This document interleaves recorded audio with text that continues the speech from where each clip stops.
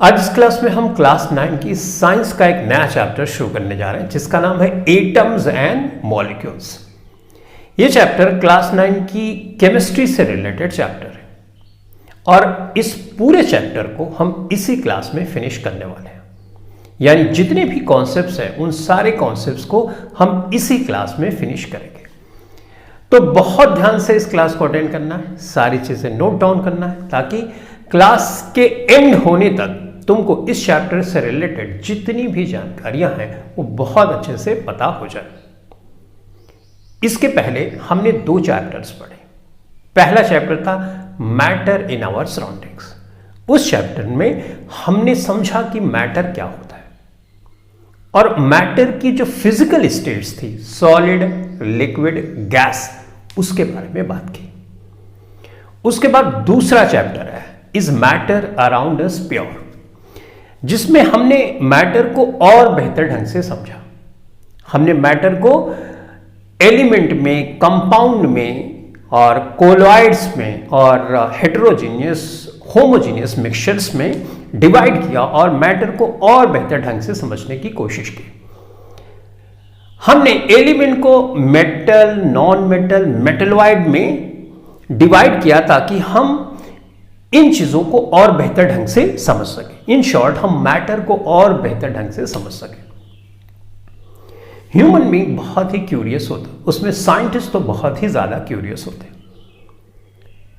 वो किसी चीज की डेप्थ में जाना चाहते हैं, बातों को और बेहतर ढंग से एक्सप्लेन करना चाहते हैं। किसी चीज का बेसिक क्या है, किसी चीज का फंडामेंटल क्या है, वहां तक जाना चाहते हैं ताकि चीजों को बेहतर ढंग से एक्सप्लेन किया जा सके।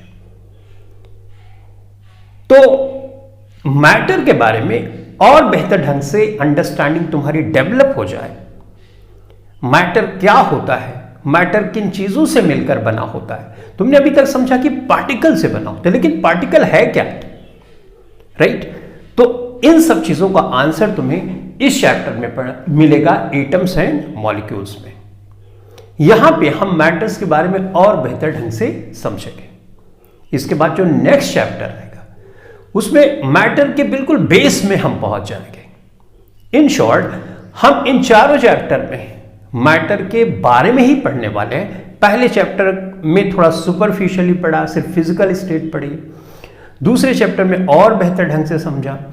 तीसरे चैप्टर में हम एटॉमिक लेवल पे जाके चीजों को समझेंगे, राइट? और चौथे चैप्टर में एटम के अंदर घुस जाएंगे और एटम के अंदर क्या क्या चीजें हैं ये भी हम समझ लेंगे। तो हमारे चैप्टर का नाम है एटम्स एंड मॉलिक्यूल्स। तो ऑब्वियसली हम एटॉमिक लेवल वाली चीजें बात करेंगे, एटम की बात करेंगे। एटम के बारे में तुमने क्लास 8th में भी पढ़ा होगा, राइट? तो ऐसा नहीं कि एटम ये नाम है तुमने पहली बार सुना होगा, लेकिन हम चीजों को वहां से शुरू करेंगे जहां से एक साइंटिस्ट किस तरह से सोच रहा है मैटर के बारे में, ताकि हम लिंक कर सकें चीजों को। कई चीजें हमको पहले से पता होती है, जैसे एटम के बारे में तुमको पता है, राइट? तो जो चीजें मैं साइंटिस्ट पहले सोचते थे वो बताऊंगा तो शायद तुम सोचोगे नहीं इसके आगे तो ये है, लेकिन नहीं, ऐसा नहीं सोचना।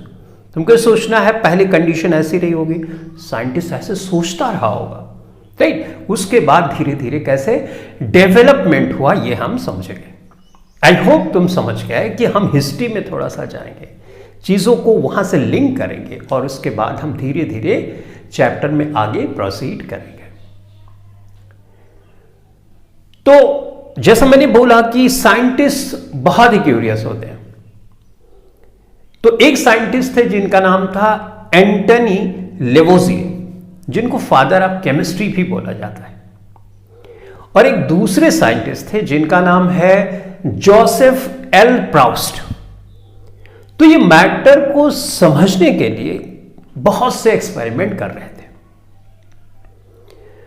तो एक्सपेरिमेंट के दौरान इनको कुछ ऑब्जर्वेशन मिली। अगर ऑब्जर्वेशन हर जगह सेम है तो ऑब्वियसली लॉ बनाया जाएगा, राइट? तो यहां से शुरुआत हुई the law of chemical combinations. जो केमिकल हैं वो किस रूल के तहत एक दूसरे से कंबाइन करते हैं, इसकी शुरुआत हुई। जो पहला लॉ था वो था the law of conservation of मास। इसके बारे में तुमने जरूर पढ़ा होगा। The law of conservation of मास बोलता है कि मास can neither be created nor destroyed in a chemical reaction. अगर कोई केमिकल रिएक्शन है तो उसमें मास ना तो एक्स्ट्रा कहीं से आ सकता है, ना तो जो है वो खत्म हो सकता है। जितना मास रिएक्शन के पहले था उतना बाद में भी रहेगा, इसमें कोई चेंजेस नहीं होंगे। तो यहां पे तुम देख रहे होगे कि डेफिनेट कोई चीज फिक्स है। क्या फिक्स है? मास फिक्स है। तो ये चीज साइंटिस्ट के दिमाग में कैसे आई होगी? तो जैसे मैंने बताया बहुत से एक्सपेरिमेंट किए जा रहे हैं, तो उस एक्सपेरिमेंट से ये ऑब्जर्वेशन साइंटिस्ट को आ रही है। तो उस एक्सपेरिमेंट में एक एक्सपेरिमेंट मैं तुमको यहां पर बताता हूं कि किस तरह से किया गया, ताकि तुमको और बेहतर ढंग से बातें समझ में आ जाए। इसके लिए साइंटिस्ट ने एक फ्लास्क लिया इस तरह से, ठीक। इस फ्लास्क में एक सॉल्यूशन भर दिया। अब देखो बच्चों, सॉल्यूशन तो पहले ही रहा होगा, मतलब हम साइंस के बारे में बहुत नहीं बातें जानते थे, लेकिन पानी तो पहले से था ना, गोल्ड तो पहले से था, कॉपर तो पहले से था। तुमने हिस्ट्री में पढ़ा होगा, कॉपर गोल्ड ये सब तो बहुत जमाने से यूज किया जा रहा है, राइट। तो ये चीजें एग्जिस्ट तो पहले करती थी। हाँ, इन डेप्थ जाके हमको उनके बारे में पता नहीं था कि ये किस तरह से कैसे इनका कॉम्बिनेशन हो रहा है, करेक्ट। तो इसी तरह से सॉल्यूशन भी डिफरेंट टाइप के पहले से मौजूद थे। हाँ, उनके बारे में हम जानते नहीं थे, लेकिन थे तो, करेक्ट। तो इसी तरह से एक सॉल्यूशन हम लेते हैं कॉपर सल्फेट का, ठीक है। ये कॉपर सल्फेट का सॉल्यूशन है। मैं ऐसे नहीं लिख रहा हूं क्योंकि अभी सिंबल नहीं बताया है, तो मैं वर्ड्स में लिख रहा हूं कॉपर सल्फेट। तो एक सॉल्यूशन है जिसका नाम दिया गया कॉपर सल्फेट और इस तरह से रखा गया। उसके बाद एक दूसरा सॉल्यूशन लिया गया इस तरह से, ठीक है। और लेट्स से ये कोई टेस्ट ट्यूब है, टेस्ट ट्यूब में ये वाला मटेरियल डाल दिया गया, ठीक है। इस मटेरियल को हमने बोला सोडियम कार्बोनेट। ये एग्जाम्पल तुम्हारे बुक में दिए गए हैं, ठीक है, वहीं से मैं ले रहा हूं, ठीक है भाई। अभी इस तरह से इसको एडजस्ट किया गया है, यहां से कुछ ऐसे बांध के रखा गया है, राइट, कि ये जो सोडियम कार्बोनेट है इस सॉल्यूशन से मिक्स नहीं है, इस टेस्ट ट्यूब में और ये फ्लास्क में है, ठीक। ऑलराइट, अब यहां पे हमने इसको कॉर्क के थ्रू पूरा क्लोज कर दिया, ठीक। अब इसको हमने वजन कर लिया, मतलब इसका वेट कर लिया। मान लो कि इसका वेट कुछ फॉर एग्जांपल 20 ग्राम आया, एग्जांपल के लिए बोल रहा हूं, ठीक। तो जो अभी ये और ये, इसको हम रिएक्टेंट बच्चों बोलते हैं। जो अभी रिएक्ट नहीं किया ना, उसको हम बोलेंगे रिएक्टेंट्स। तो रिएक्टेंट्स जो थे इनको हमने वेट कर लिया, वजन तो कर ही सकते थे कि कितने ग्राम है। तो हमने पाया इसका जो वजन आ रहा है वेट करने पे ये 20 ग्राम आ रहा है, ठीक। उसके बाद हमने कुछ इस तरह से किया कि ये जो मटेरियल है सोडियम कार्बोनेट इससे आके मिक्स कर गया, यानी कुछ हिलाया जिससे इस टेस्ट ट्यूब के जरिए से आके यहां पर मिल गया। अब कोई एक चीज दूसरी चीज से मिलती है तो वहां पे कॉम्बिनेशन चालू होता है। तो पहले भी होता रहा होगा, गैस या हीट, राइट, ये सब कुछ चीजें ऐसी होती हैं जिससे पता चलता है कि रिएक्शन होना शुरू हो गया, करेक्ट। तो इसके बाद रिएक्शन हो गया। रिएक्शन के बाद जो चीज बच्चों पर बनती है उसको बोलते हैं हम प्रोडक्ट, ठीक है। प्रोडक्ट बनने के बाद जब हमने मेजर किया तो हमने पाया कि प्रोडक्ट क्या हुआ बच्चों? प्रोडक्ट ये मिलने के बाद जो बना उसको प्रोडक्ट हम बोलते हैं। यहां पर मैं लिख देता हूं कॉपर सल्फेट, ठीक है, प्लस सोडियम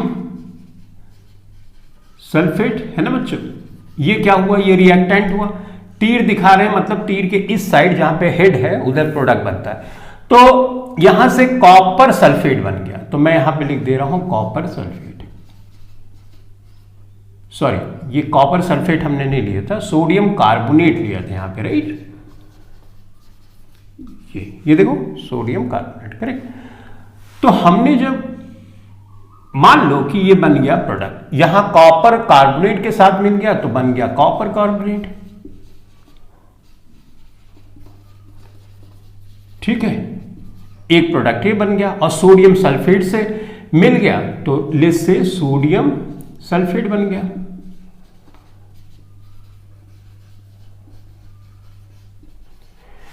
तो रिएक्शन के पहले जब हमने मेजर किया तो 20 ग्राम था, और रिएक्शन के बाद ये प्रोडक्ट बने, इनको मेजर किया तब भी 20 ग्राम है। अब यहां पे हमने कॉर्क टाइट करके रखा हुआ है ताकि रिएक्शन के दौरान कोई चीज बाहर ना निकले, अगर बाहर निकल जाएगी तो वजन तो कम हो जाएगा बच्चों, करेक्ट। तो एक आइसोलेटेड सिस्टम हमने बना दिया।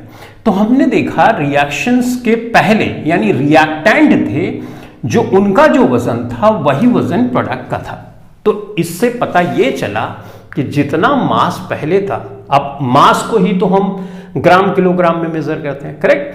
तो इसका मतलब जितना रिएक्टेंट का मास था उतना प्रोडक्ट का भी मास रहा। तो एक बात तो फिक्स हो गई कि मास ना तो बढ़ा और मास ना तो घटा, राइट। तो मैं क्या ये बोल सकता हूं, मास कंजर्व है, मास संरक्षित है, मास ना तो डिस्ट्रॉय हुआ ना तो उसमें कुछ ऐड हुआ, जितना रिएक्शन के पहले था उतना रिएक्शन के बाद भी है। तो पहला लॉ जिसकी क्रेडिट जाती है एंटनी लिवोजियो को, जो कि फादर ऑफ केमिस्ट्री भी माने जाते हैं। तो इस लॉ को अब हम लिख लेते हैं, आई होप तुम समझ गए, ठीक है। तो इस लॉ को लिख देते हैं। अब ऐसा नहीं है कि बस एक ही एक्सपेरिमेंट किया और लॉ दे दिया गया, बहुत से एक्सपेरिमेंट किए गए एंटनी लिवोजियो और जोसेफ प्राउस के द्वारा। उसके बाद फाइनल कंक्लूजन ये आया कि मास किसी केमिकल रिएक्शन में कंजर्व रहता है, वो ना तो एक्स्ट्रा होता है और ना तो जितना होता उससे कम होता है। तो पहला जो नियम आया, लॉज ऑफ केमिकल कॉम्बिनेशन में, वो था the law of conservation of mass, laws of chemical combination. तो यहां पे the laws of chemical combination, ठीक। पहला लॉ था the law of conservation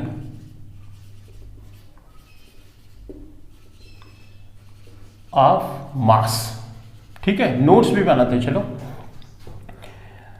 mass can, तो यहां पे हम लिख सकते हैं मास can neither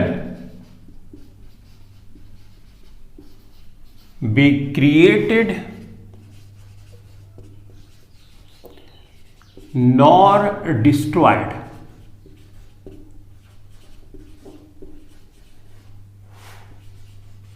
in a chemical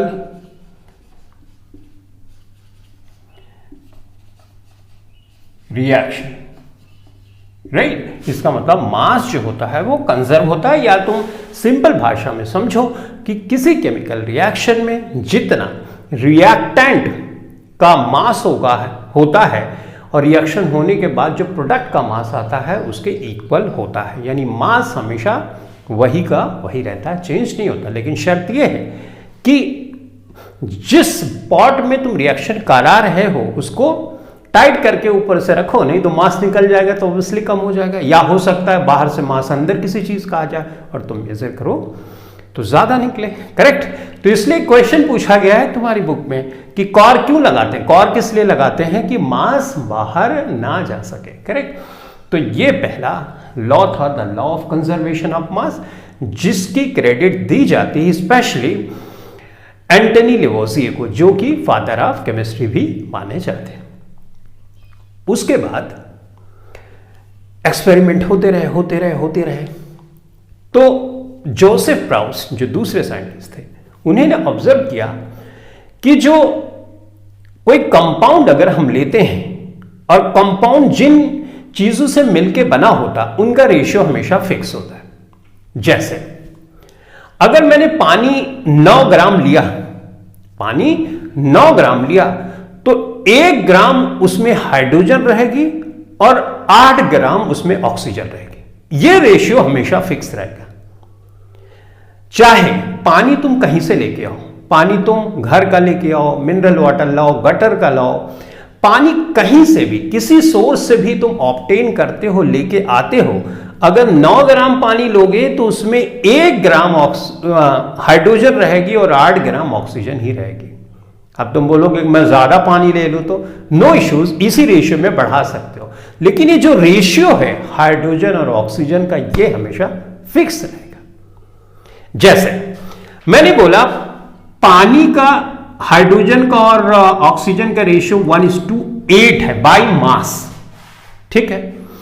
तो अगर मान लो यहां 100 से तुम मल्टीप्लाई कर दे रहे हो, तो इधर भी 100 से कर दो, करेक्ट। तो ये बन जाएगा तुम्हारा 100 हो जाएगा और ये बन जाएगा 800 बन जाएगा। यानी 900 ग्राम अगर पानी तुम लेके आते हो तो उसमें 100 ग्राम हमेशा हाइड्रोजन होगी और 800 ग्राम हमेशा ऑक्सीजन होगी। अब इसी तरह से यहां 1:8 है, तो इसका मतलब इसी तरह से तुम इधर जितने से मल्टीप्लाई करो, इधर मल्टीप्लाई करोगे, तो जो रेशियो रहेगा, यानी जो सिंपल रेशियो आया 1:8 पानी के लिए, ये हमेशा फिक्स रहेगा, पानी तुम कहीं से भी लेके आओ। तो इसका मतलब कि जो जिन हाइड्रोजन और ऑक्सीजन का जो रेशियो है पानी में, वो कांस्टेंट है, फिक्स है। तो दूसरा नियम है the law of constant proportion. तो प्रपोर्शन मतलब रेशियो जानते हो, 1:2, ये रेशियो तो तुम समझते होगे पहले से ही। तो इस तरह से बहुत से एक्सपेरिमेंट किए गए और फाइनली ये देखा गया कि जो एक कंपाउंड हमको मिलता है, और कंपाउंड जिन चीजों से मिलकर बना होता है, उसका रेशियो उस कंपाउंड में हमेशा फिक्स होगा, वो कंपाउंड कहीं से भी लाया जाए। सबसे बेस्ट एग्जांपल है पानी हम कहीं से भी लेके आए, मिनरल वाटर, गटर का वाटर, घर का वाटर, कहीं का भी वाटर लेके आएंगे, जब उसमें देखेंगे अगर 9 ग्राम हम लेंगे तो 1 ग्राम उसमें हाइड्रोजन होगी और 8 ग्राम हमेशा हमेशा ऑक्सीजन होगी।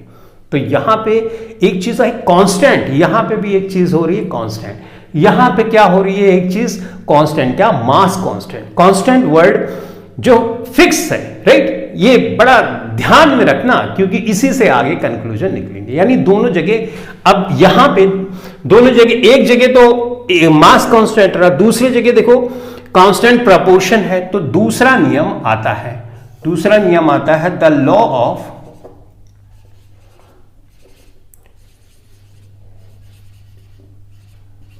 कांस्टेंट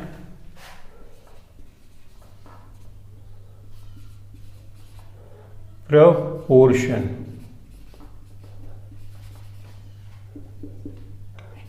ये बोलता है इन अ केमिकल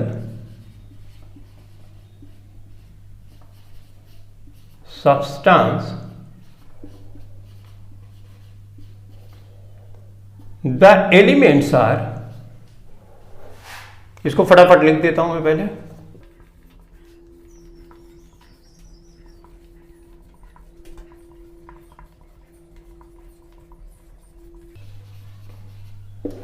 ठीक है। तो जोसेफ प्राउस्ट, जिनका नाम मैंने अभी थोड़ी देर पहले बताया, उन्होंने एक लॉ बनाया, the law of constant proportion, जो कहता है कि ना chemical substance the elements are always present in definite proportion by mass. जिसका एग्जांपल मैंने पानी का एग्जांपल दिया कि बच्चों पानी जो होता है वो हाइड्रोजन और ऑक्सीजन से मिलकर बना होता है, राइट। तो अगर मान लो 9 ग्राम तुमने पानी लिया तो 1 ग्राम रहेगी हाइड्रोजन और 8 ग्राम ऑक्सीजन रहेगी, यानी जो रेशियो होगा 1:8 का होगा। अब अगर तुम मल्टीप्लाई करके ज्यादा लेना चाहते हो तो कोई इश्यूज नहीं, मान लो 1000 से इधर मल्टीप्लाई कर दिया, ठीक है, 1000 से तुमने इधर मल्टीप्लाई किया, यानी अगर 1000 ग्राम तुम हाइड्रोजन लोगे तो 8000 ग्राम तुमको ऑक्सीजन लेना होगा, तभी तुम पानी का जो कॉन्स्टिट्यूएंट है वो तुमको मिलेगा। तो मतलब हम अगर पानी को बनाएं तो मुझे 9 ग्राम पानी बनाना तो 1 ग्राम हाइड्रोजन और 8 ग्राम ऑक्सीजन लेने, या पानी कहीं से हमको मिला, तो उसको जब हम उसको एनालाइज करेंगे तो हम पाएंगे अगर 9 ग्राम उसमें से पानी ले लो, फिर तुम देखोगे 1 ग्राम हाइड्रोजन रहेगा और 8 ग्राम उसमें ऑक्सीजन रहेगी। अभी मैं सिंबल का यूज नहीं कर रहा हूं क्योंकि सिंबल का यूज तो बाद में आया ना, ये नियम पहले बन गए।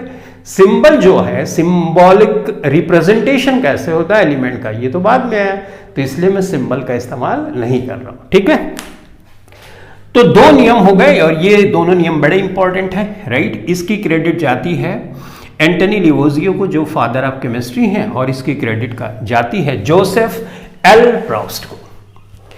अब यहां पे जैसे तुमने देखा कि कांस्टेंट प्रपोर्शन है, कंजर्वेशन ऑफ मास, फिक्स वाली बातें आ रही हैं। तो एक साइंटिस्ट थे जिनका नाम है जॉन डाल्टन, तो सोच रहे यार यहां पर भी फिक्स है मास और यहां पे प्रपोर्शन फिक्स है, ये फिक्स है तो मतलब कोई चीज ऐसी है जो कि फिक्स है, राइट। अब यहां फिक्स है तो हमारा यही दिमाग चलेगा कि कोई चीज तो है जो एलिमेंट के अंदर या कंपाउंड के अंदर फिक्स है, वो बदल नहीं रही है। 1808 में इन्होंने एक थ्योरी दी जिसको हम बोलते हैं डाल्टन्स एटॉमिक थ्योरी। इस थ्योरी में इन्होंने इन दोनों बातों को एक्सप्लेन किया और साथ ही साथ एक ऑफिशियल थ्योरी, एटॉमिक थ्योरी को भी इन्होंने पब्लिश किया। इसके पहले एटम के बारे में बातें हो रही थी, क्योंकि पहले जो साइंटिस्ट थे ना, वो साइंटिस्ट तो रहते थे, साथ ही साथ फिलोसोफर भी होते थे। जैसे हमारे भारत देश में भी ऐसी फिलॉसफी की गई थी जिसमें बताया गया था कि अगर किसी पदार्थ को, पहले तो द्रव्य था जिसको हमने मैटर बोला, जिसको हम इंग्लिश में मैटर बोलते हैं, हमारे इंडिया में उसको द्रव्य बोलते हैं। अब द्रव्य को और थोड़ा सा अरेंज कर देते हैं तो हम उसको पदार्थ बोलते हैं। तो यहां के फिलोसफर्स ने बताया कि अगर पदार्थ को हम तोड़ते जाएं तो एक चीज है जो फिक्स एक चीज है जो फिक्स है, जिसको तुम फर्दर डिवाइड नहीं कर पाओगे। इस चीज को उन्होंने बोला परमाणु हिंदी में बोलेंगे, राइट, परमाणु। तो परमाणु, ऐसे ग्रीक फिलोसोफर्स थे, उन्होंने भी एटम जैसे वर्ड का इस्तेमाल किया था। एटम मतलब होता है जिसको डिवाइड नहीं किया जा सकता, इनडिविजिबल। तो ये सब बातें पहले से फिलॉसफी में थी, लेकिन ऑफिशियल थ्योरी यानी जिसको कई तरह से ऑब्जर्व करके बहुत थॉरली सोच के एक ऑफिशियल थ्योरी दी, वो दी थी जॉन डाल्टन ने। तो क्रेडिट एटॉमिक थ्योरी की जाती है जॉन डाल्टन को। अब उनके दिमाग में ये एटॉमिक थ्योरी क्यों आई, क्योंकि यहां पे सब कुछ देख रहे थे फिक्स। तो उन्होंने बोला कि अगर सब्सटेंस को तुम तोड़ते जाओ या मैटर को तोड़ते जाओ तो एक कंडीशन पे ऐसे पहुंचोगे जहां पे इतना छोटा पार्टिकल मिलेगा जिसको तुम फर्दर किसी भी मेथड से तोड़ नहीं पाओगे, चाहे जितनी तुम कोशिश कर लो। तो उन्होंने बोला ये जो लास्ट वाला पार्टिकल है, जो टाइनी पार्टिकल है, स्मॉलेस्ट पार्टिकल है, जिसको फर्दर तुम डिवाइड नहीं कर सकते हो, उसको इन्होंने बोला एटम। एटम वर्ड पहले से था, इन्होंने उसको यूज किया और इन बातों को एक्सप्लेन भी उसी से हम कैसे करेंगे अभी आपको समझ में आएगा। तो डाल्टन्स एटॉमिक थ्योरी बड़ी इंपॉर्टेंट है। इन्होंने बताया कि एटम इनडिविजिबल है और टाइनी पार्टिकल है, बहुत छोटा पार्टिकल। तो अभी तो समझ में आ गया होगा कि एटम क्या है। मैटर को तोड़ते जाओ, एक ऐसी कंडीशन पे आओगे कि सबसे छोटा पार्टिकल मिलेगा, सबसे छोटा पार्टिकल, फिर उसको तुम फर्दर तोड़ नहीं पाओगे। जब तुम फर्दर तोड़ नहीं पाओगे तो उसी चीज को इन्होंने एटम का नाम दिया। तो डाल्टन्स की एटॉमिक थ्योरीज क्या है, अब हम इसको पढ़ने वाले हैं। लॉज ऑफ केमिकल कॉम्बिनेशन में 2 लॉज तो तुमको पढ़ना है, the law of conservation of mass, the law of constant proportion. हर क्लासेस में और भी लॉज पढ़ोगे, जैसे Boyle's law, Charles law, Avogadro hypothesis, Gay Lussac's law, तो ये सब बाद में पढ़ोगे। 2 लॉज तुमको पता होनी जरूरी है, ठीक है। अब हम पढ़ेंगे डाल्टन्स एटॉमिक थ्योरी। डाल्टन का पूरा नाम था John Dalton, Dalton's atomic theory.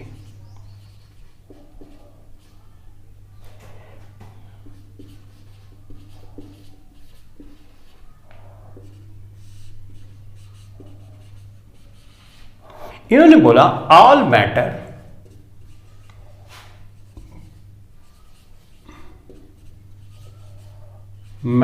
Is made up of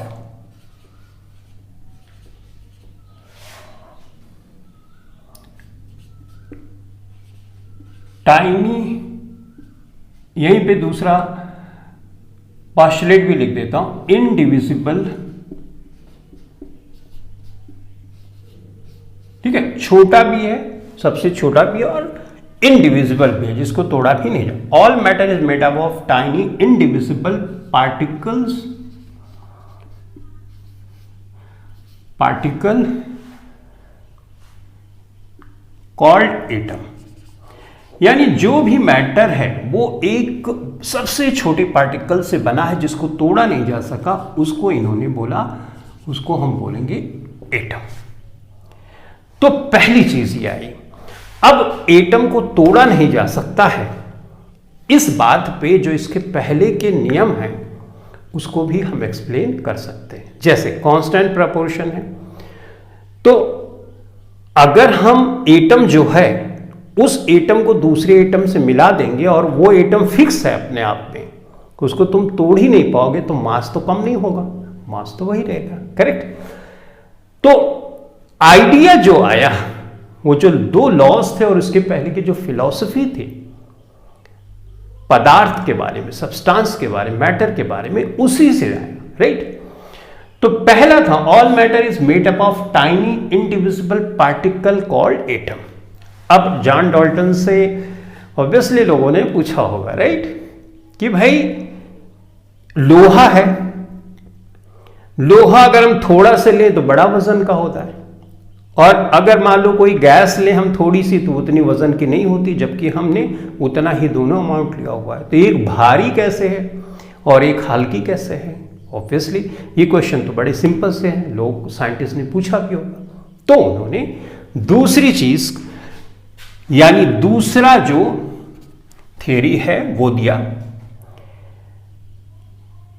कि एटम्स, अब एटम तो समझ गए, अब एटम से यहां पे शुरुआत करें। Atoms of a given element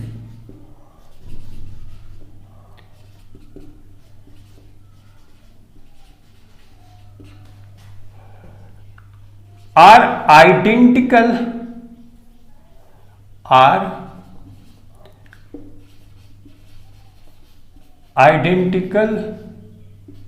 in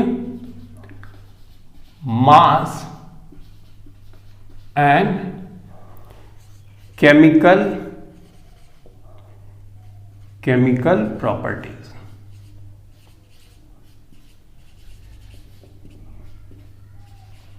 तो इन्होंने बताया कि देखो भाई, एटम भी कई तरह के होते हैं। एक एटम अगर किसी एलिमेंट का लोगे जिसमें एक ही टाइप का एटम है, राइट, तो उनकी प्रॉपर्टी सेम होगी। यानी अगर तुमने आयरन लिया, आयरन का इतना अमाउंट लिया, और दूसरी जगह से आयरन लेके आए, उसका भी इतना अमाउंट लिया, तो दोनों का वेट सेम होगा, क्योंकि वो सेम टाइप के एटम से मिलकर बने हैं। तो पूछा गया फिर अलग अलग वाला क्या है हिसाब किताब, तो उसके लिए इन्होंने दूसरी थ्योरी दी। ठीक है भैया, तीसरी, atoms of different element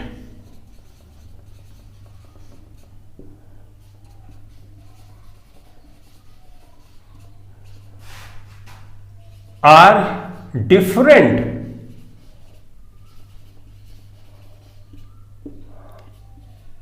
in mass and chemical properties।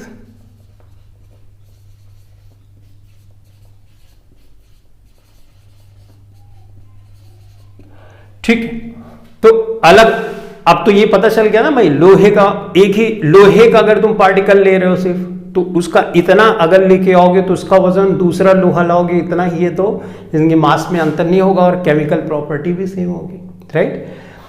अगर दूसरे टाइप का लाओगे तो ऑब्वियसली एक इतना लोगे, लोहे का इतना लिया और दूसरे कितना ले, वो दूसरे टाइप के एटम के बने हैं तो उनकी साइज भी डिफरेंट हो सकती है, वजन भी डिफरेंट हो सकता है, राइट। तो देखो डिफरेंट इन मास भी हो सकता है, तो ये इन्होंने बताया। बाकी अब सारी चीजें यहां पे तुम देख रहे हो तो तुम देख रहे होगे कि कोई फिक्स चीज है, यानी एटम, उसी बेस पे सारा कुछ ये बताया जा रहा है।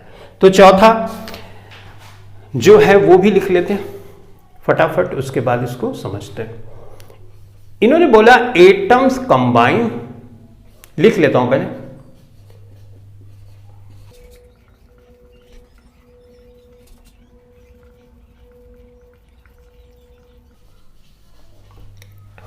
Atoms combine in the ratio of small whole numbers to form compounds. अब ये बात कहां से इनके दिमाग में आ गई, बड़ा सिंपल सा है बच्चों बात।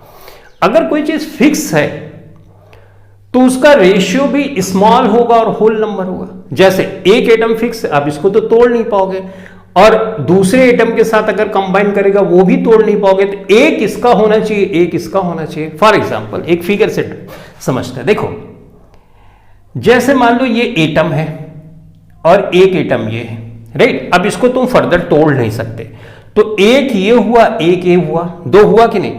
एक दूसरा एटम है, मान लो ये साइज का है, राइट। इसको भी, एटम को तो तोड़ नहीं सकते, तो ये दो डिफरेंट काइंड के एटम है, ये सेम काइंड का, ये डिफरेंट काइंड का। अगर ये मिल के एक कंपाउंड का फॉर्मेशन करेंगे तो ऐसे ही बनेंगे, एक ये होगा, एक ये होगा, और यहां पे एक बड़ा वाला इस तरह से होगा, right.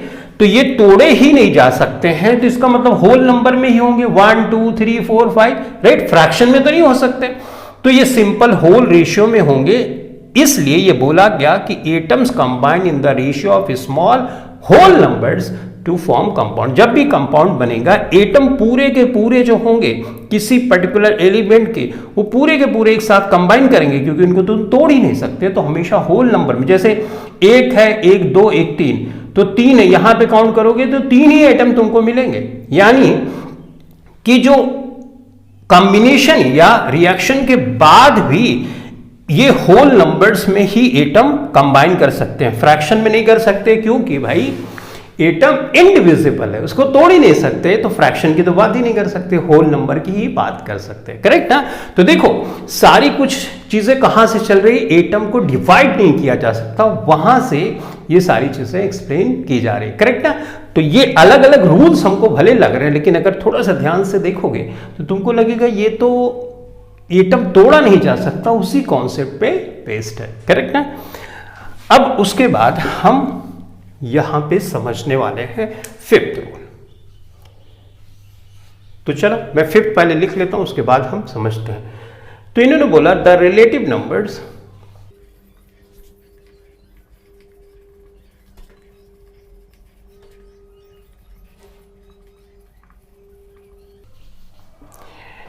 The relative number and kinds of atoms are constant in a given compound.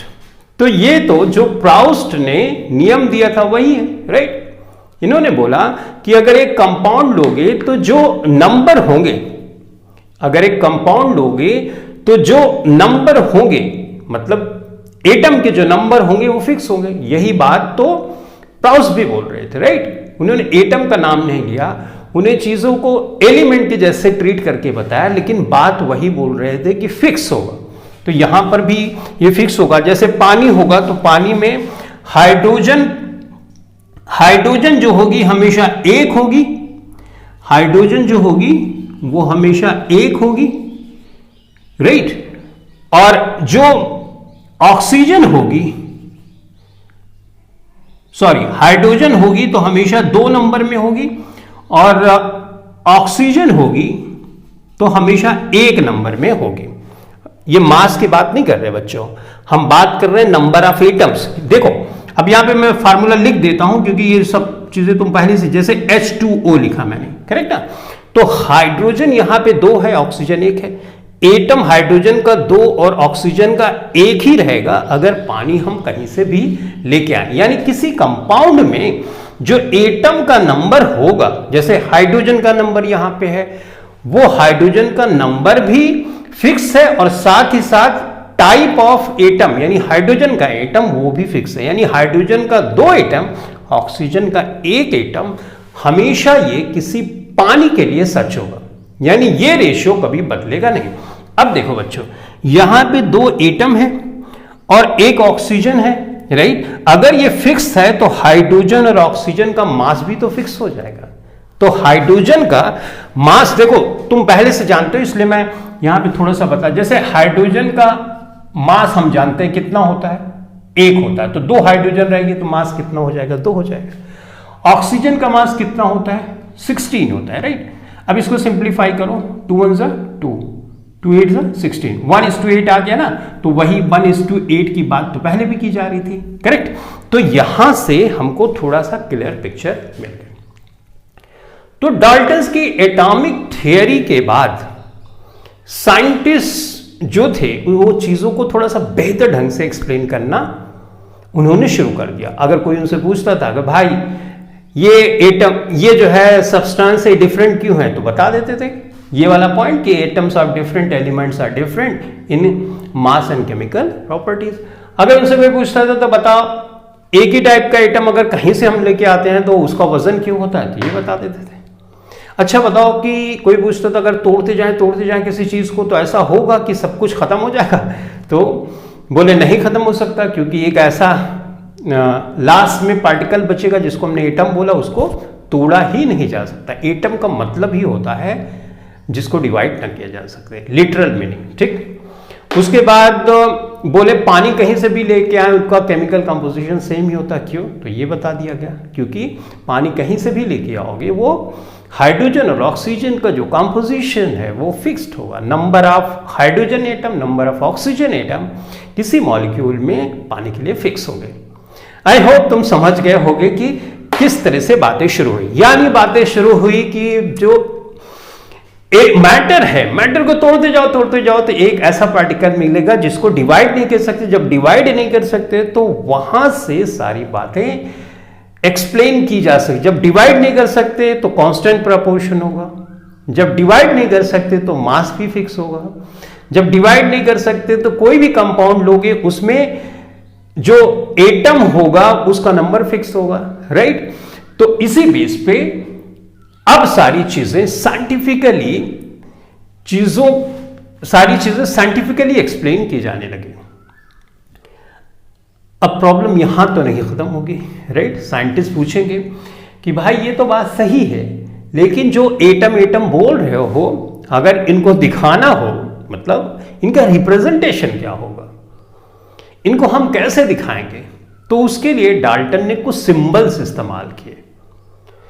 अब जो डाल्टन ने सिंबल्स इस्तेमाल किए वो थोड़े से मुश्किल है, राइट। जैसे हम कोई चीज मतलब रिप्रेजेंट करना चाहते हैं, अगर वो मुश्किल है फिगर के फॉर्म में तो उसको दिखाने के लिए बड़ा टाइम लगेगा। तो एक साइंटिस्ट थे बर्जिलियस, उन्होंने बोला कि अगर किसी एलिमेंट को आप दिखाना चाहते हो तो उस एलिमेंट का जो नाम है ना, उस नाम से उसका फर्स्ट लेटर ले लो और उसके बीच का लेटर ले लो, यानी नाम से कुछ लेटर्स निकालो और बना दो। तो इस तरह से एटम का रिप्रेजेंटेशन हो जाएगा। अभी तक 118 एलिमेंट की डिस्कवरी, एटम्स की डिस्कवरी हो गई। मिटाओ इसको, कितने बच्चे हो गए, 118, ठीक है। पहले तो कम थे, फिर धीरे धीरे डिस्कवरीज होती गई। एट प्रेजेंट ऐसा माना जाता है कि 118 टाइप के एटम्स की डिस्कवरी हो गई, या जिसको एलिमेंट भी तुम बोलते हो, 118 एलिमेंट, ठीक है। अब आगे हायर क्लासेस में इनके बारे में पढ़ोगे, जिसमें से बच्चों 98 जो हैं ये नेचुरल ऑकरिंग है, यानी नेचर में पाए जाते हैं, नेचुरल ऑकरिंग है। अब बच्चे 20, राइट, 20 इसमें मैन मेड है। अब शुरू में क्या किया जाता था, जैसे मैंने बोला ये तो इतना इंफॉर्मेशन तुम नोट डाउन कर लो ताकि लिख लो, ठीक है। अब जैसे मान लो हाइड्रोजन को दिखाना रहता था तो डाल्टन ने क्या है उसके, डाल्टन का पहले थोड़ा सा देख लेते हैं। डाल्टन ने बोला कि अगर तुम हाइड्रोजन को दिखाना चाहते हो तो इस तरह से दिखा देना, ठीक है। और मान लो ऑक्सीजन को दिखाना चाहते हो तो इस तरह से दिखा देना, ठीक। इसी तरह से अगर तुम फास्फोरस को दिखाना चाहते हो तो इस तरह से दिखा देना, सल्फर को दिखाना चाहते हो तो इस तरह से यू दिखा देना, राइट। तो अलग अलग सिंबल इस्तेमाल किए डाल्टन ने, लेकिन जैसा मैंने बताया कि सिंबल को यूज करके एलिमेंट्स, एटम्स को रिप्रेजेंट करना थोड़ा सा मुश्किल था। तो हमने शुरुआत की कि हम सिंबल इस तरह से फिगर बना के नहीं करेंगे, बल्कि जो एटम का नाम है उसकी हेल्प से हम बनाएंगे। जैसे शुरू में क्या हुआ कि जहां एटम डिस्कवर किया जाता था, तो जिस जगह डिस्कवर किया जाता था उसी के नाम पे सिंबल बना दिया जाता था। जैसे अभी हम बोलते हैं कॉपर, राइट। कॉपर डिस्कवर किया गया था सेप्रस से, राइट। तो इसका सिंबल Cu बना दिया गया। पहला लेटर हमेशा बच्चों कैपिटल में लिखना और दूसरा स्मॉल में, ये सब जरूरी है। पहला कैपिटल में, दूसरा स्मॉल में। अगर एक ही एटम है ना तो पहला कैपिटल में, दूसरा स्मॉल। तो ये सेप्रस में खोजा गया था, इसलिए इसका नाम रख दिया कॉपर। अभी भी जब नया कोई एलिमेंट डिस्कवर होता है तो साइंटिस्ट जहां खोजा गया उसी के नाम से जानते हैं। उसके बाद अगर मान लो एक साइंटिस्ट ने अमेरिका में खोजा तो वो अपने शहर का नाम रखेगा, और उसी एलिमेंट को किसी ने ऑस्ट्रेलिया में खोजा तो वो अपने शहर का नाम रखेगा। कंफ्यूजन क्रिएट होगा, राइट। तो इसको सॉर्ट आउट करने के लिए IUPAC I. IUPAC international union of pure and applied chemistry, ये केमिस्ट्री की एक संस्था है जो बोलती है भाई तुम शुरू में जहां खोजा गया उसका नाम रखो, बाद में हम डिसाइड करेंगे फाइनल कि पूरा वर्ल्ड किस सिंबल से इस एलिमेंट को जानेगा, ठीक है। तो कौन आया? IUPAC।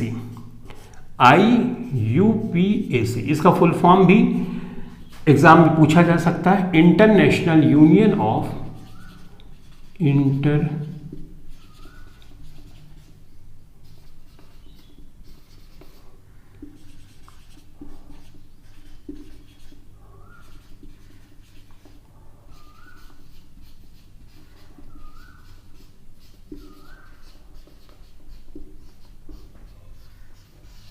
ठीक है। तो ये संस्था डिसाइड करेगी। तो इन्होंने बोला कि जब भी किसी एलिमेंट का नाम आएगा, अब मैं उसका सिंबल बनाऊंगा तो पहला लेटर जो होगा उस नाम से होगा रिलेटेड। अब ये नाम इंग्लिश का भी नाम हो सकता है, दूसरी भाषा का, लैटिन का भी हो सकता है, ग्रीक भी का भी हो सकता है, ठीक है। हम वहां से लेंगे और वहां से डिसाइड करेंगे। एक बार डिसाइड किया फिर पूरी दुनिया के साइंटिस्ट और जितने स्टूडेंट हैं उसी सिंबल से उसको पहचानेंगे। तो पहला नियम क्या है? फर्स्ट लेटर क्या होना चाहिए? फर्स्ट लेटर इन कैप्स, कैप्स मतलब कैपिटल में, ठीक है। एंड सेकेंड इन स्मॉल, यानी पहला अपर केस में, दूसरा लोअर केस में होना चाहिए, ठीक है। और नेम जो है कहीं से भी हो सकते हैं, मतलब इंग्लिश का नाम हो सकता है, कोई बाहर का भी नाम हो सकता है। ऐसा क्यों हमने किया? क्योंकि बच्चों देखो, अगर मैं एक है हाइड्रोजन तो इसको तो हम लिखते हैं ऐसे हाइड्रोजन, राइट। और दूसरे का नाम है हीलियम, तो भाई इसमें तो हम H से दिखा देंगे और इसको HE से, यहां पे चलो प्रॉब्लम हमारी सॉर्ट आउट हो गई, ठीक है। अब देखो जैसे हमने लिया सोडियम, अब सोडियम को हमने S से दिखा दिया, ठीक है। सल्फर, तो सल्फर को हमने S से दिखा दिया, राइट। दो नाम से भी दिखा सकते, लेकिन दोनों में देखो SS ही आ गया ना।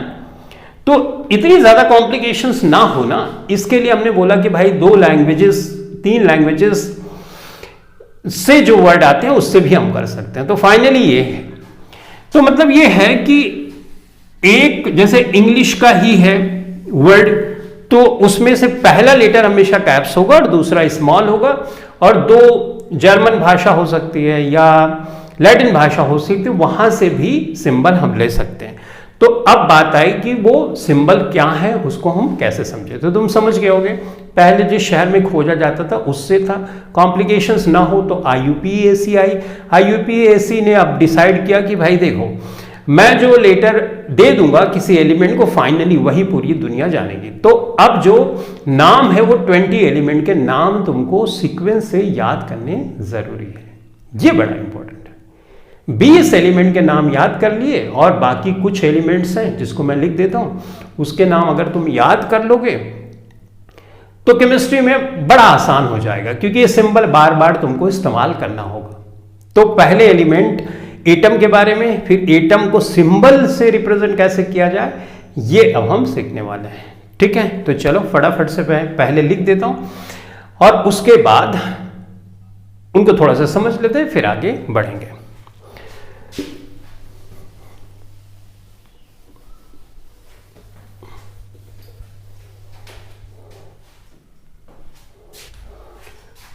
तो सबसे पहला जो है वो हाइड्रोजन है, मैं फटाफट लिख देता हूं।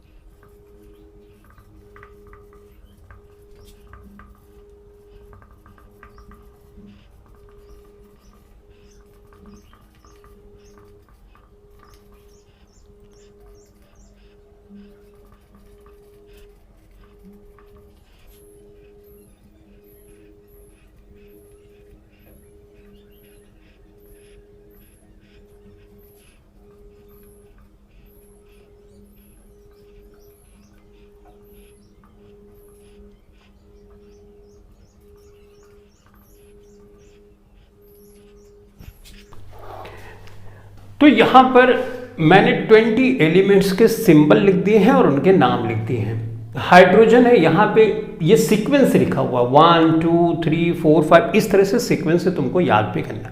याद करने की कई ट्रिक है, शॉर्ट ट्रिक की हेल्प से याद तुम कर सकते हो। ठीक है, और इनके नाम देख लो, helium, lithium, beryllium, boron. Nitrogen को N से दिखाएंगे, ऑक्सीजन। फ्लोरीन को F से दिखाते हैं, नियॉन को Ne से दिखाते हैं, सोडियम को Na से दिखाते हैं। अब देखो, सोडियम को S से न दिखा के Na से दिखाते हैं, क्योंकि ये आया है नेट्रियम से, नेट्रियम में NAT, राइट, तो वहां से ये सिंबल यानी दूसरी भाषा के लेटर से आया हुआ।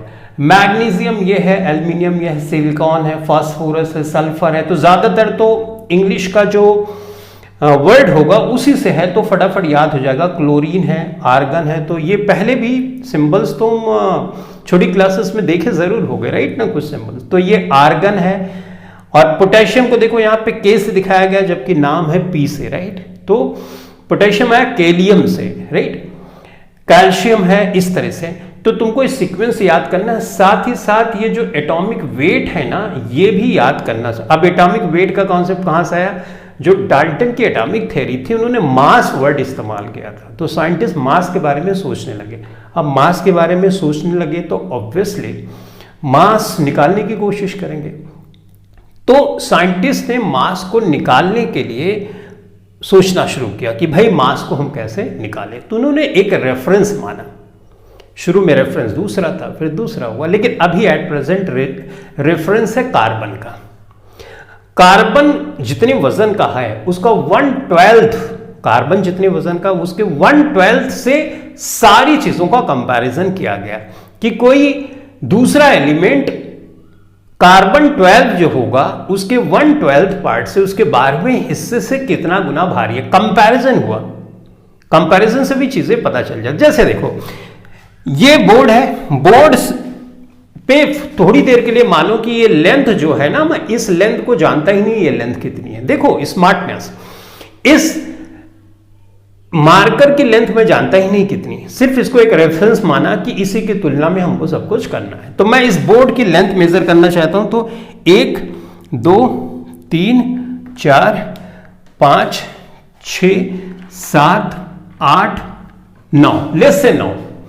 तो मैं बोल सकता हूं इस बोर्ड की लेंथ इस मार्कर से 9 टाइम ज्यादा है, राइट। ये 9 टाइम्स है इस मार्कर का। ना तो मैं इसकी लेंथ जानता हूं, ना तो मैं इसकी लेंथ जानता हूं, लेकिन फिर भी मैंने इसके रेफरेंस में इसको ये बता दिया कि ये 9 टाइम्स लंबा है। इसी तरह से कार्बन अगर मैं एक रेफरेंस मान लूंगा तो उससे कितना गुना, ना तो मुझे कार्बन का वेट पता है और ना तो मुझे पता है कि दूसरे एटम क्या है, उनका वजन कितना। लेकिन मैंने कार्बन का रेफरेंस माना, कार्बन के 12 हिस्से में से एक हिस्से को मैंने लिया और उससे मैंने कंपैरिजन कर दिया। जैसे मान लो एक तरबूज है, इसका एग्जांपल बुक में दिया गया है। तरबूज है, तरबूज के तुमने 4 हिस्से कर दिए, ठीक है। एक हिस्सा यहां से उठाया और तराजू पे रख दिया, लेट्स से कि ये हिस्सा रखा और ये तराजू बना दिया ऐसे ही, ठीक है। और यहां से तौलना तुमने शुरू किया, तो ये जो तरबूज का 1/4 पार्ट का ये हिस्सा अगर कोई सामान दोगे तो सामने वाला तो ही बोलेगा तरबूज के 1/4 पार्ट के ये बराबर है वजन, राइट। तो इससे क्या पता चला, इससे कंपैरिजन हो गया। तो इसको हमने नाम दे, एक यूनिट नाम दिया कि अगर इस तरह से मास हम कंपैरिजन वाला करेंगे तो इसको क्या नाम देंगे। तो हमने बोला एटॉमिक मास यूनिट। क्या बोलेंगे, मास को मेजर करने की यूनिट क्या है, एटॉमिक मास यूनिट। इसका नाम होगा एटॉमिक, क्योंकि एटम का रेफरेंस ले रहे हैं। अगर हम तरबूज का रेफरेंस लेते तो वाटर मास यूनिट हम बोलते हैं, लेकिन एटम यानी हम कार्बन का रेफरेंस ले रहे हैं तो एटॉमिक मास यूनिट हम बोलेंगे, ठीक है। तो ये हमने बोल दिया एटॉमिक मास यूनिट, या अब इसको शॉर्ट में हम लिखने लगे हैं यूनिफाइड मास।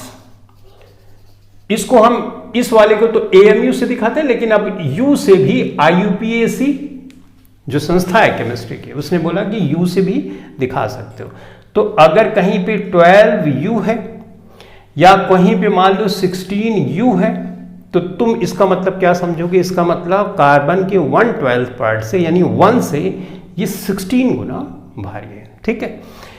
तो इस तरह से मास का कॉन्सेप्ट डेवलप किया गया और मास का कंपैरिजन करके, किससे, कार्बन 12 से कंपैरिजन करके सारे मास हमको बताए गए। लेकिन इन मास को याद रखना अप टू 20 एलिमेंट्स बहुत जरूरी है, ठीक है।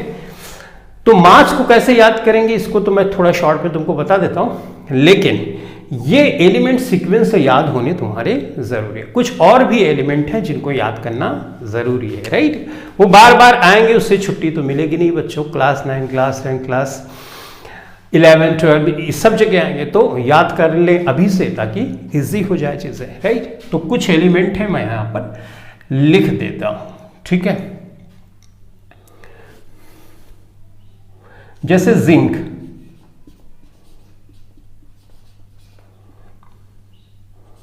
जैसे आयरन,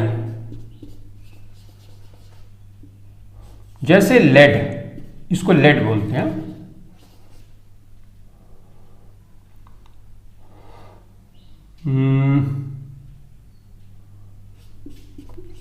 जैसे मरकरी,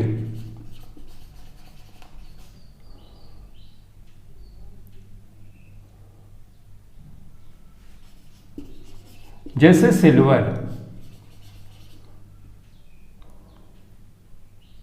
जैसे गोल्ड,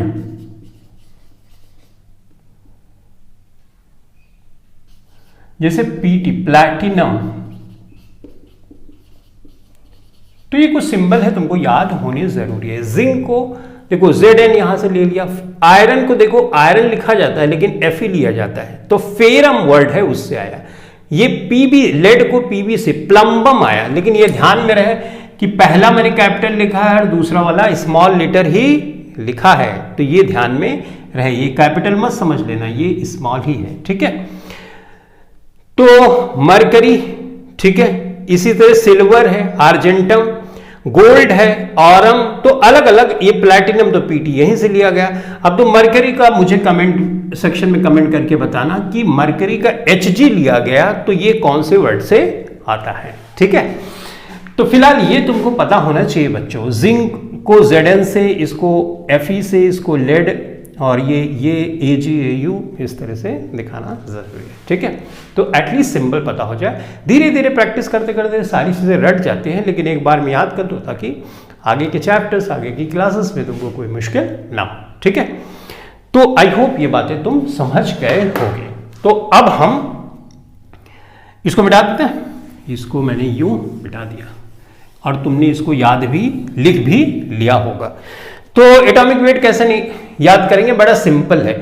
ये जो यहां नीचे लिखा जाता है बच्चों ना, ये जो सीक्वेंस जो लिखा 1 2 3 4 5, इसको बोलते हैं एटॉमिक नंबर, और जो ऊपर लिखा जाता है इसको बोलते हैं एटॉमिक मास, ठीक है। तो नेक्स्ट चैप्टर में तुम और बेहतर ढंग से समझोगे, बट अभी के लिए समझो ये नीचे वाले का एटॉमिक नंबर बोलते हैं, इसको एटॉमिक मास बोलते हैं। तो सीक्वेंस याद करोगे तो 1 2 3 4 सीक्वेंस याद हो गया। सीक्वेंस याद करने के बाद अब एटॉमिक वेट कैसे निकालते हैं ये तुमको मैं शॉर्ट ट्रिक बता रहा हूं। इसका याद ही, हाइड्रोजन का याद कर लो, बेरिलियम का याद कर लो, नाइट्रोजन का याद कर लो और आर्गन का भी याद कर लो। 4 तो याद करना पड़ेगा। याद कर लिया, ठीक है। इसका 40 है, इसका 14 है, इसका 9 है और इसका 1 है। इतना याद हो गया। अब उसके बाद ट्रिक लगा दो। ट्रिक क्या लगा दो, एटॉमिक नंबर अगर इवन में है यानी 2 से कटने वाला तो डबल कर दो, एटॉमिक वेट आ जाएगा। और अगर एटॉमिक नंबर ऑड में है तो डबल करके 1 ऐड कर दो। देखो पहले इवन की बात करते हैं। जैसे यहां पे एटॉमिक नंबर इवन है, 2 से कट जाएगा तो 2 का डबल क्या होगा, 4, तो इसका एटॉमिक वेट है कितना, 4। इसी तरह से जैसे 8 है, 8 एक इवन नंबर है ना, 2 से कट जाएगा, डबल करो 16, तो देखो एटॉमिक वेट 16 हुआ। यहां पे 10 है, 10 का डबल करोगे 20 हो जाएगा, ठीक है। तो यहां पे 20 कर दिया तुमने। लेकिन देखो यहां पे 18 है, ये भी कैंसिल हो जाता है, किससे, 2 से कैंसिल हो जाता है, राइट। लेकिन इसका तुम बच्चों डबल करोगे तो 36 होगा, लेकिन यहाँ पे 40 लिखा है, इसलिए भाई एक्सेप्शन के तौर पे इसको याद कर लेना। लेकिन जो मैं रूल बता रहा हूँ ये 40 तक के लिए सही है, सब जगह मत अप्लाई करने लगा, नहीं तो गलती हो जाएगी। 40 की ट्रिक है। अच्छा भाई ऑड वाला देख लेते हैं। ऑड वाले में से 13 है, 13 तो ऑड है, तो 13 दूना 26 और 1 जोड़ दो 27। इसी तरह से 15 है, 15 दूना 30, 1 जोड़ दोगे 31। अब देखो 17 है, 17 दूना 34 और 1 जोड़ दोगे 35। एक्चुअल में इसका करेक्ट होगा 35.5, ठीक है। आर्गन का भी 40 है और कैल्शियम का भी 40 है, देखो यहां पे ना 40 है। तो जब वेट सेम होता है तो इसको बोलते हैं आइसोबार। ये और ये क्या है, आइसोबार है, ठीक है। तो इसका मतलब जो डाल्टन की थ्योरी थी उसमें बोल रहे हैं कि डिफरेंट टाइप के एटम होंगे तो उनका मास भी डिफरेंट होगा, यहां तो मास सेम है।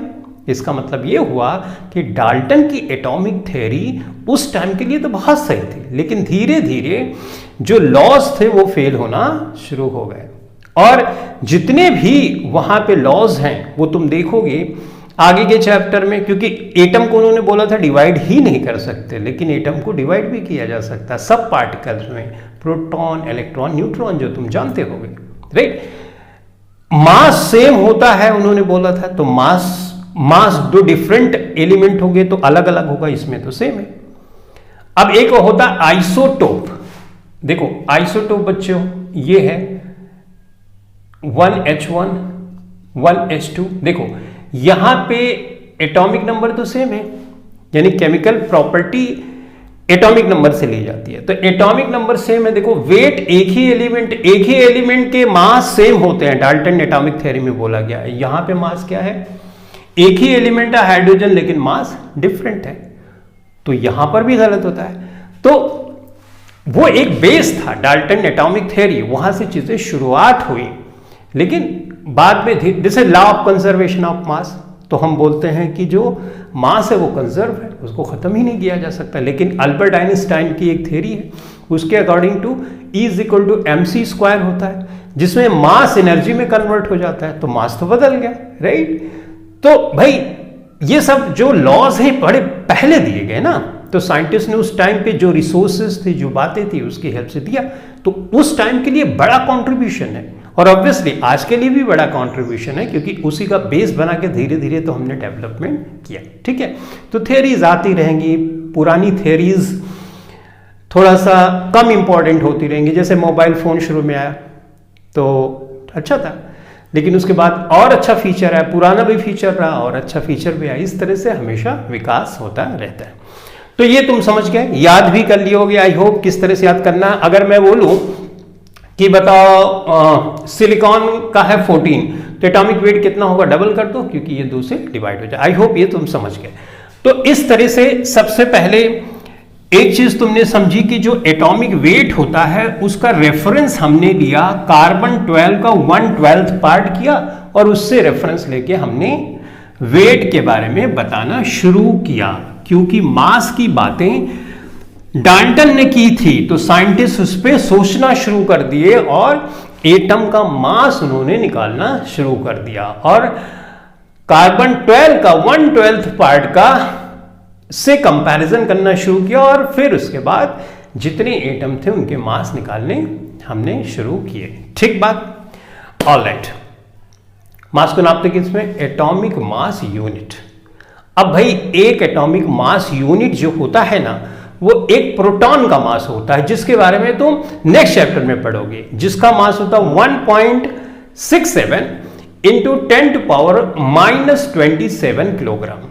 ये 1 एटॉमिक मास यूनिट के बराबर होता है। तो मैं लिख देता हूं, आगे के चैप्टर में हम थोड़ा सा और डिस्कस। 1 एटॉमिक मास यूनिट बराबर 1.67 इंटू 10⁻⁻27 किलोग्राम।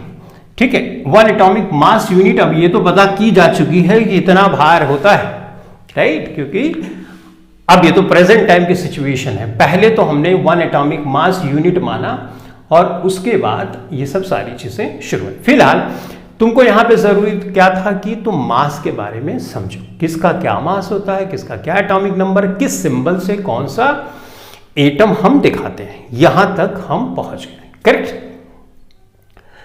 अब उसके बाद हमारी दूसरी जो चीज आती है कि आयन क्या होते हैं। तो आयन जिस पे चार्ज होते हैं वो आयन होते हैं। कैसा भाई, जैसे मान लो ये सोडियम है, सोडियम के ऊपर एक चार्ज। अब आयन की बात हम कर रहे हैं, ठीक है।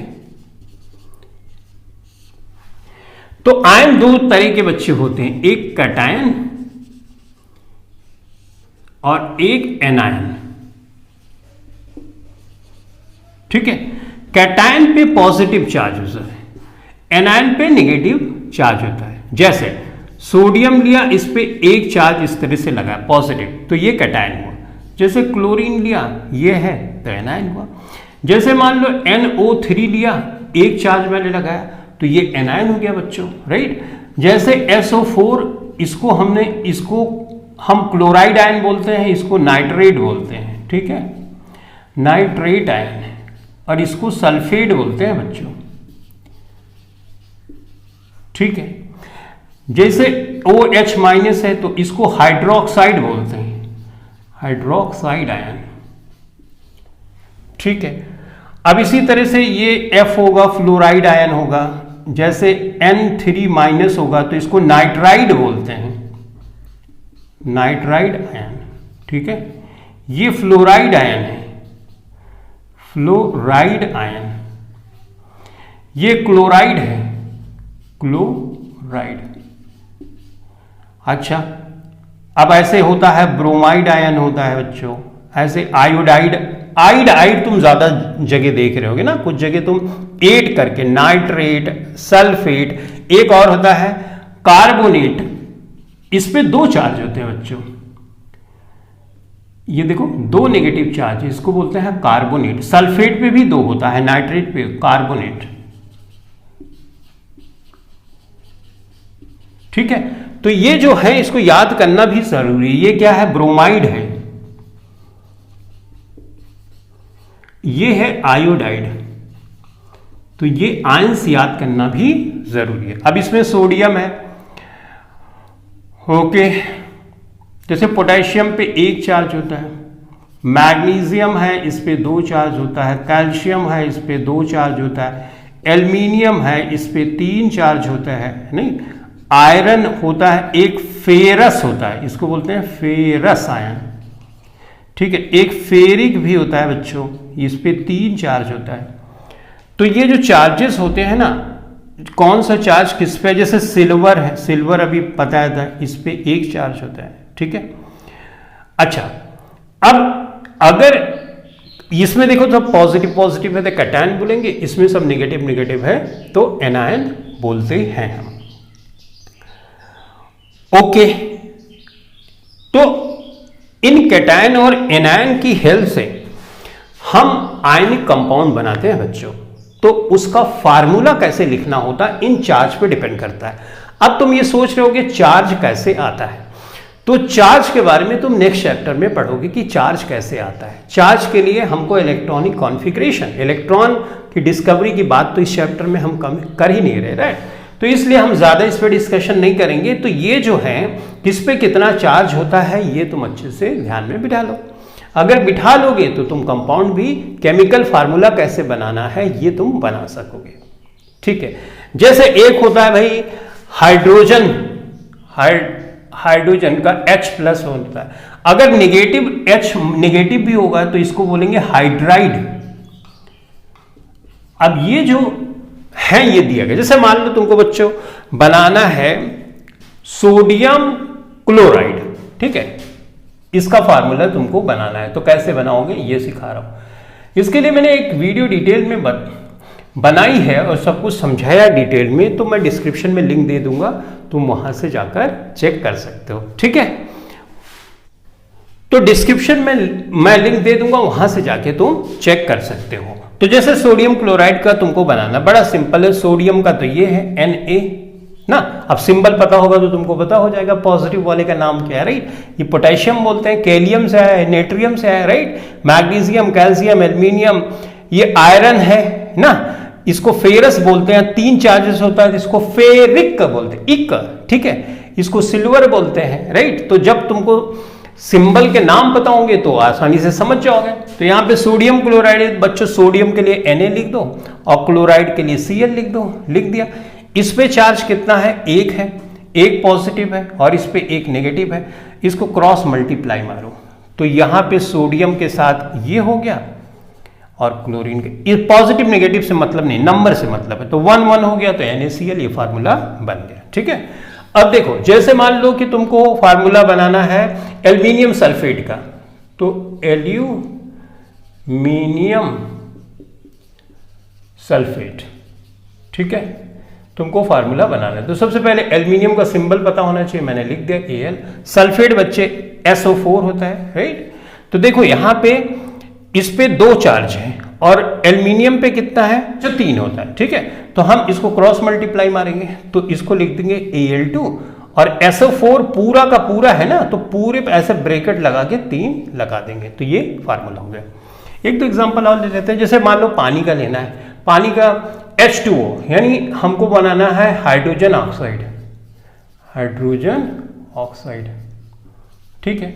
हाइड्रोजन के लिए H लिखेंगे, ऑक्साइड के लिए O लिखेंगे और ऑक्सीजन यहां नहीं लिखा ना मैंने, चलो लिख देता हूं भाई। इस पे 2 नेगेटिव चार्ज होते हैं तो 2 हो गया। हाइड्रोजन के लिए देखो, हाइड्रोजन के लिए 1 होता है तो क्रॉस मल्टीप्लाई मारोगे तो H2O हो जाएगा। ये तो पानी का फार्मूला हो गया, पानी को हाइड्रोजन ऑक्साइड भी बोलते हैं। तो इस तरह से कोई भी फार्मूला तुमको बनाने के लिए दिया जाए तो तुम आसानी से बना सकते हो, राइट, इनकी हेल्प से। डिटेल में समझना है तो डिस्क्रिप्शन में लिंक दी गई होगी, वहां से देख सकते हो। तो लेकिन ये चीजें जब पता होगी बच्चों तभी तुम बना सकते हो, नहीं तो थोड़ी सी मुश्किल आएगी। एक आध एग्जाम्पल और लें, चलो ले लेते हैं। जैसे आया फेरिक सल्फेट, तो फेरिक के लिए बच्चों ये लोगे, राइट, Fe3। तो फेरिक सल्फेट, इसका फार्मूला हमको लिखना है, केमिकल फार्मूला। तो आयरन के लिए तो ये रखोगे और सल्फेट के लिए ये रखोगे। फेरिक के लिए चार्जेस इसमें 3 हैं, राइट, यानी 3 होगा। और सल्फेट के लिए बच्चों देखो यहाँ पे 2 है तो ये गुणा कर दिया तुमने, तो इसको करोगे Fe2SO4 और ये थ्राइस कर दिया तुमने। इस तरह से फार्मूला बन गया फेरिक सल्फेट का। तो ये अगर तुमको लिस्ट पता होगी तो तुम फटाफट से बना लोगे, ठीक है। अच्छा, ये कैटायन हुआ, ये एनायन हुआ, इसमें एक ही टाइप का है ना, तो मोनो एनायन कैटायन बोल सकते हैं, राइट। और इसको देखो पॉली एटॉमिक, इसको बोलते, एक से ज्यादा रहेगा तो पॉली बोलते हैं ना इंग्लिश में, तो पॉली एटॉमिक एनायन इसको बोल सकते हैं। और इसको क्या बोलेंगे, पॉली एटॉमिक, लेकिन इसको मोनो एटॉमिक एनायन बोल सकते हैं, राइट। तो आई होप तुम आयंस के बारे में समझ गए। आयंस, ये चार्जेस कब आते हैं बच्चों, इलेक्ट्रॉन के ट्रांसफर से आते हैं। तो जब नेक्स्ट चैप्टर में इलेक्ट्रॉन के बारे में हम पढ़ेंगे तो इलेक्ट्रॉन के ट्रांसफर कैसे होता है, किस तरह से चार्जेस आते हैं, ये भी हम समझ लेंगे, ठीक है।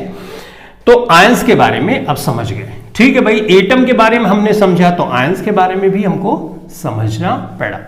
तो इस तरह से हमने समझा कि दो टाइप के आयंस होते हैं, एक कैटायन होते हैं और एक एनायन होता है। एनायन पे नेगेटिव होता है चार्ज और कैटायन पे पॉजिटिव चार्ज होता है। तो ये चीजें हमने अभी तक समझी। हमने समझा लॉज के बारे में, उसके बाद हमने समझा डिफरेंट लॉज क्या है केमिकल कॉम्बिनेशंस के, उसके बाद उसी से ऑब्जर्वेशन करके, पहली ऑब्जर्वेशन जो थी उससे करके डाल्टन की एटॉमिक थ्योरी आई। डाल्टन ने एटॉमिक थ्योरी में एक्सप्लेन किया पहली वाली चीजों के बारे में और जो उस टाइम पे एग्जिस्ट कर रही है उसके बारे में।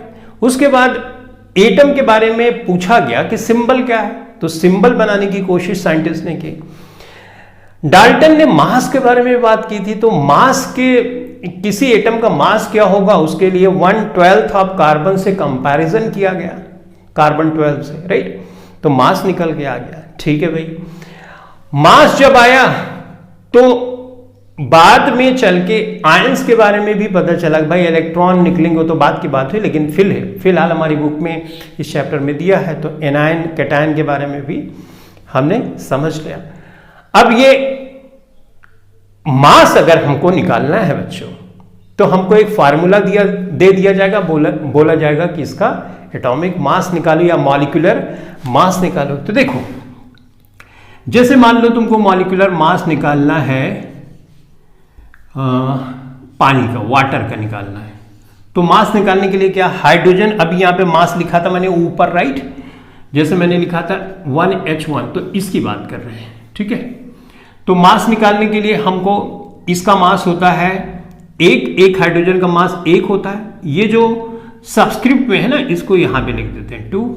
एक ऑक्सीजन का मास क्या होता है, ये 8वें नंबर पे, तो 8 दूनी 16, राइट, तो 16 हो गया, जोड़े तो ये 2 1 2 और 16 यानी क्या हो गया 18 atomic mass unit, 18 atomic mass unit, right ना, क्योंकि हमने कंपैरिजन किया है, तो एटम से कंपैरिजन किया था, तो एटॉमिक मास यूनिट, और एक atomic mass unit at present पता चल गया है कितना मास होता है 1 एटॉमिक मास यूनिट का, वो है 1.67 इंटू 10 टू पावर -27 किलोग्राम, जो कि एक प्रोटॉन का मास है, ठीक है।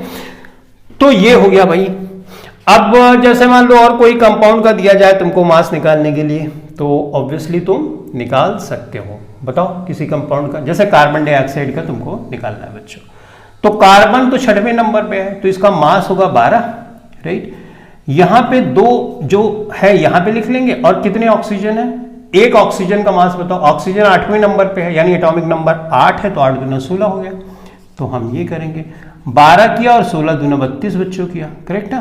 तो 2 2 4 हो गया, 3 1 4, 44 एटॉमिक मास यूनिट होगा कार्बन डाइऑक्साइड का। तो फार्मूला मास निकालने के लिए भी एग्जाम में आता है, तो तुमको बहुत ध्यान से फार्मूला मास भी निकालने आना चाहिए। तो फार्मूला मास कैसे निकालना है, एटॉमिक मास कैसे याद करना है, सिंबल लिखने का क्या रूल है, सिंबल कैसे लिखना है, आयंस वायंस क्या है, कैटायंस एनायंस, इनके बारे में भी तुमने सीखा। तो अब तक हमने इन सब चीजों के बारे में स्टडी की। ओके, तो हमने इन सब चीजों के बारे में अब तक स्टडी कर ली। अब जो एटम होता है ना, वो बड़े ही स्मॉल साइज के होते हैं। ये तो शुरू से ही हम बात समझ रहे हैं, तोड़ते जाओ तोड़ते जाओ तोड़ते जाओ तोड़ते जाओ, एक टाइम पे ऐसा आएगा कि तुम अगर मैटर को तोड़ नहीं सकोगे, तो जो स्मॉलेस्ट पार्टिकल, टाइनी पार्टिकल बचेगा, उसको हमने एटम का नाम दिया। तो इसका मतलब एटम तो बहुत छोटे होते हैं। अभी एटम जैसे एक शीट ऑफ पेपर है ना, उसको बनाने में मिलियंस ऑफ एटम लग जाते हैं। तो इसका मतलब एटम की साइज बहुत छोटी हो, कितनी छोटी होती होगी। एटम की साइज को हम मीटर में नहीं नापते, हम नैनोमीटर में नापते हैं। नैनोमीटर, एक मीटर में 10⁻⁹ मीटर होते हैं।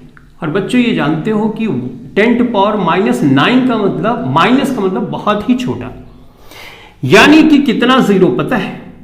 इसको इस तरह से तो करो, एक मीटर है, एक मीटर का 9 जीरो बड़ा होगा, 3 4 5 6 7 8 9। 1 मीटर नहीं बच्चों, 1 नैनोमीटर है ये, ठीक है। 1 नैनोमीटर बराबर 10⁻⁹ मीटर, इतना। इसका मतलब समझ रहे हो? इकाई, दहाई, सैकड़ा, हजार, 10,000, लाख, 10 लाख, करोड़, 10 करोड़, अरब। यानी 1 मीटर तो तुम जानते होगे ना, 1 मीटर जानते होगे जिससे कपड़े नापते, 1 मीटर ये हो गया। इसके इतने हिस्से कर दो, अरब ना, 1 अरब। इकाई, दहाई, सैकड़ा, हजार, 10,000, लाख, 10 लाख, करोड़, 10 करोड़, अरब। 1 अरब हिस्से इसके कर दो। 1 अरब हिस्से करोगे तो जो 1 अरब हिस्से में जब सो छोटा पार्टिकल बचेगा ना, उतनी साइज होती है। 1 अरब हिस्से करोगे, समझ रहे हो कितना होगा? देखो, इस वाली 1 मीटर के 10 हिस्से कर लो, तो 10 हिस्से में से 1 हिस्सा लोगे तो 1 जीरो खत्म होगा। अब जो छोटा सा बना उसके फिर से 10 हिस्से करोगे, फिर उसमें से जो बचेगा इतना। तो अब तुम इमेजिन कर सकते हो कि एटम की साइज कितनी छोटी है। साइज ये है 1 nanometre is equal to 10⁻⁹ metre. ये क्या है? ये बच्चों रेडियस होती है। रेडियस मतलब हमने माना है कि जो एटम है वो स्फेरिकल शेप का होता है, तो जितनी ज्यादा रेडियस होगी उतना बड़ा एटम होगा। तो अगर किसी की रेडियस है 10⁻⁹ नैनोमीटर, तो इसका मतलब इसकी साइज इतनी छोटी है। हो सकता है एटम कुछ बड़ा भी हो, राइट? तो बड़ा होगा तो इसकी रेडियस बड़ी होगी, यानी रेडियस अगर किसी एटम ज्यादा है तो उसकी साइज ज्यादा होगी, ठीक है। तो इसको बोलते हैं एटॉमिक रेडियस। एटॉमिक रेडियस के बारे में भी तुम आगे पढ़ोगे, अभी तो फिलहाल नहीं पढ़ने वाले, ठीक। तो मैं यहां पे तुमको ये रियलाइज करा रहा था कि 1 नैनोमीटर कितनी छोटी साइज होती है, राइट? कि इतने हिस्से 1 मीटर के कर दो, उसमें से जो सबसे छोटा आएगा, तो इसका मतलब हम एटम को नेकेड आई से तो देख ही नहीं पाएंगे। बहुत हाई रेजोल्यूशन की माइक्रोस्कोप से उसका फील हम जरूर ले पाते हैं, जो कि इस फिगर में तुम देख सकते हो, जो तुम्हारी बुक में ऑलरेडी दिया गया। तो एटम कितना छोटा है हमने ये समझ लिया। एटम छोटा है तो इसका मतलब अगर मैं यहां पे एक पॉइंट रख दूं तो इसमें मिलियंस ऑफ एटम है। अब इतनी बड़ी संख्या को काउंट करने के लिए हमारे पास कुछ तो नंबर होना चाहिए ऐसा कि इतनी बड़ी संख्या को हम काउंट कर सकें। तो कन्वीनियंट मेथड। तो एक साइंटिस्ट थे एवोगैड्रो। एवोगैड्रो ने, जैसे हमने पढ़ा था the law of conservation of मास, उसी तरह से उन्होंने एक हाइपोथेसिस दी थी, जिसमें उन्होंने बताया था कि अगर कहीं पे 6.022 इंटू 10⁻23 पार्टिकल्स हैं, यानी एटम्स हैं, मॉलिक्यूल्स हैं, पार्टिकल्स में लिख रहा हूं यहां पे, पार्टिकल्स हैं, तो उसको हम 1 मोल बोल सकते हैं। क्या बोलेंगे बच्चों? 1 मोल। हम अब पढ़ने वाले हैं मोल कॉन्सेप्ट के बारे में, बड़ा इंपॉर्टेंट कॉन्सेप्ट है ये, ठीक है। तो इसको 1 मोल, यानी इतने बड़े नंबर को 1 मोल। अब ये नंबर तुम समझ रहे हो? इस नंबर को अगर पूरी दुनिया के लोग काउंट करना शुरू कर दें और कंटिन्यूअसली काउंट करें तो सालों साल लग जाएंगे इतने नंबर को काउंट करने के लिए, क्योंकि ये 10⁻23 है। और ये दशमलव, यहां पे तुम एटम दशमलव में, मतलब ऐसा क्या पॉसिबल है? नहीं। तो ये 10⁻23 है ना बच्चों, तो इसका मतलब अगर यहाँ पे तो ढेर सारे जीरो, अगर मल्टीप्लाई करोगे तो दशमलव हट ही जाएगा, करेक्ट है? तो एनीवेज, तो मैंने क्या बोला कि ये नंबर इतना बड़ा है, बहुत ही बड़ा नंबर है। इसको अगर पूरी दुनिया के लोग आज काउंट करना शुरू करें एक एक करके तो सालों गुजर जाएंगे काउंट करने में, ठीक है। तो इतने बड़े नंबर को अगर हमने 1 मोल बोल दिया, अब ये तो थोड़ा कन्वीनियंट हो गया, राइट? तो किसी चीज का अगर 1 मोल लेते हो तो उसमें कितने पार्टिकल शामिल है ये। तो मोल का मतलब एक नंबर है। जैसे 1 दर्जन केला, 1 दर्जन केले में 12, 1 दर्जन कुर्सी में कितना होगा? 12 होगा ना। क्या साइज पे डिपेंड कर रहा है कि भाई कुर्सी तो भारी है, केला तो छोटा होता है? ऐसा तो नहीं है, वो तो एक नंबर है, राइट? इसी तरह से 1 मोल का मतलब अगर इतने पार्टिकल हैं तो 1 मोल अगर कुर्सी लूंगा तब भी इतना ही होगा, 1 मोल अगर मैं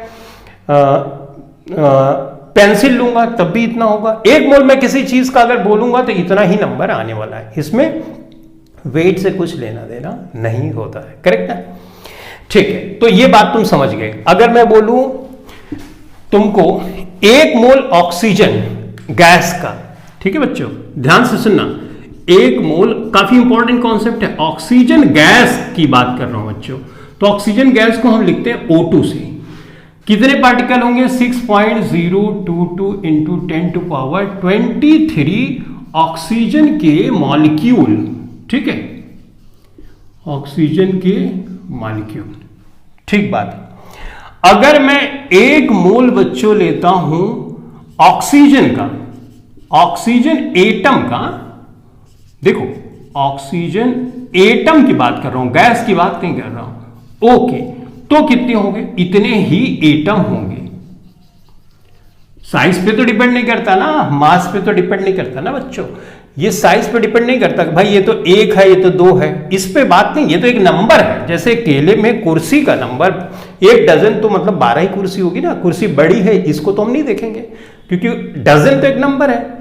अगर हम बोलेंगे केला है 1 दर्जन तो 12 ही बोलेंगे ना, छोटा बड़े से तो मतलब नहीं, 1 दर्जन कुर्सी में भी उतनी काउंटिंग आएगी और 1 दर्जन केले में भी, इसी तरह से इसका भी हो। अब ये क्यों ऐसा होता है इसके बारे में अगर तुम बोलोगे तो मैं डिटेल में समझा सकता हूं, फिलहाल अभी तुम इतना भी समझ गए, क्लास 9 के लिए इतना भी समझ गए तो सफिशिएंट है, ठीक है। अच्छा, 1 मोल अगर किसी चीज का लेना हो तो तुम कितना लोगे ये सोच सकते हो। देखो अगर किसी जो एटॉमिक मास आता है किसी चीज का ना, उसी को ग्राम में बदल दो, अगर उतना अमाउंट लोगे तो 1 मोल ले लोगे किसी चीज का, है ना, बड़ा आसान सा। देखो जैसे मान लो तुम 1 मोल लेना चाहते हो तो ऑक्सीजन गैस का कितना मास लो कि 1 मोल बन जाए, तो ऑक्सीजन 1 एटम का होता है 16, 2 एटम का होगा 32, यानी अगर तुम 32 ग्राम ऑक्सीजन गैस लोगे तो उसमें 1 मोल बनेगा और 1 मोल में इतने ऑक्सीजन गैस के मॉलिक्यूल होंगे। इसी तरह से 1 मोल अगर ऑक्सीजन एटम का लोगे तो इसका मतलब 16 ग्राम अगर तुम ऑक्सीजन एटम लोगे तो उसमें इतने पार्टिकल हो जाएंगे, यानी 1 मोल बन जाएगा। अब तुम यहां कंफ्यूज मत होना कि सर ये तो 32 ग्राम है तो 16 ग्राम है, राइट, यहां पे कंफ्यूज ना होना, क्योंकि मोल इज अ नंबर, तो नंबर तो फिक्स होगा ना। अगर 1 मोल किसी, तो अगर 1 मोल किसी चीज का लोगे, अच्छा ये बात तो समझ में, 16 ग्राम समझ में, तो इसका मतलब तुम्हारे लिए बड़ी सिंपल सी ट्रिक मैं तुमको बताता हूं कि 1 मोल अगर किसी चीज को लेना चाहते हो तो जो मॉलिक्यूलर वेट होता है ना उसको ग्राम में ले लो, 1 मोल बन जाएगा, ठीक है। कैसे? देखो जैसे मान लो तुम बच्चों H2O का 1 मोल लेना चाहते हो तो इसका भाई एटॉमिक मास यूनिट क्या होती है, तो मैंने अभी निकाल के दिखाया था 18 AMU होता है, राइट। AMU हटाओ, इसको लिख दो ग्राम, 18 ग्राम पानी लोगे तो 1 मोल बन जाएगा इसका, और उसमें पार्टिकल भी 6.022 इंटू 10⁻23 मॉलिक्यूल हो जाएंगे भाई। देखो बच्चों, चलो मैं ले रहा हूं C6H12O6, ये क्या है? ये ग्लूकोज का फार्मूला, ठीक है, कोई इश्यूज नहीं। अब इसका 1 मोल मैं लेना चाहता हूं तो इसका जो मॉलिक्यूलर वेट आएगा उसी को ग्राम में हमको ले लेना है। तो भाई 1 का तो 12 होता है, 1 कार्बन का 12 होता है, 6 कार्बन हम ले रहे हैं, 1 का तो 1 होता है, हाइड्रोजन का 1 होता है एटॉमिक वेट, और 12 हाइड्रोजन ले रहे हैं। इसी तरह से यहां पे 16 होगा बच्चों, करेक्ट। ऑक्सीजन 1 एटम का वेट 16 होता है तो 6 एटम है, तो ये तो 96 हो गया, ये 12 हो जाएगा और ये 72 हो जाएगा। इसको जोड़ दो, 6 2 8 2 10 हो जाएगा, 9 1 10, देखो 6 2 8 2 10, 0 हो गया, एक कैरी करोगे 8 2 10, 8 1 9 और 9 9 18, 180 एटॉमिक मास यूनिट इसकी आई।